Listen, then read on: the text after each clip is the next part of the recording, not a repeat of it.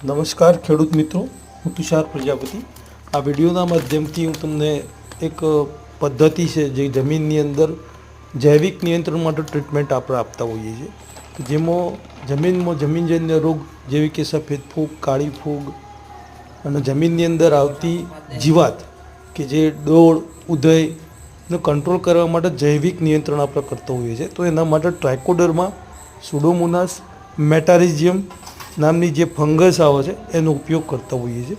અને જૈવિક bio fertiliser જેવું કે આપણે જોઈએ છે કે જમીનની અંદર ફોસ્ફરસને સોલ્યુબિલાઇઝિંગ કરવા માટે જે આપણે ફોસ્ફરસ સોલ્યુબિલાઇઝિંગ બેક્ટેરિયા, પોટાશને મોબિલાઇઝિંગ કરવા માટે પોટાશને મોબિલાઇઝિંગ કરતા બેક્ટેરિયા અને હવામાંથી જમીનની અંદર નાઇટ્રોજન સ્થિર કરતા બેક્ટેરિયાનો ઉપયોગ કરીએ છીએ, જેવું કે NPK કન્સોર્ટિયા।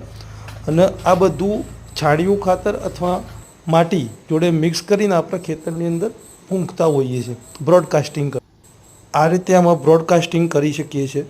અને જોઈએ છે કે આપણે જે જમીનજન્ય રોગ જીવાત જે આવશે એને કંટ્રોલ કરવા માટે IPL બાયોલોજિકલનું કાલીચક્ર, સંજીવની, ફસલ રક્ષક અને ગ્રિફિન આ પ્રોડક્ટનો ઉપયોગ કરી શકીએ।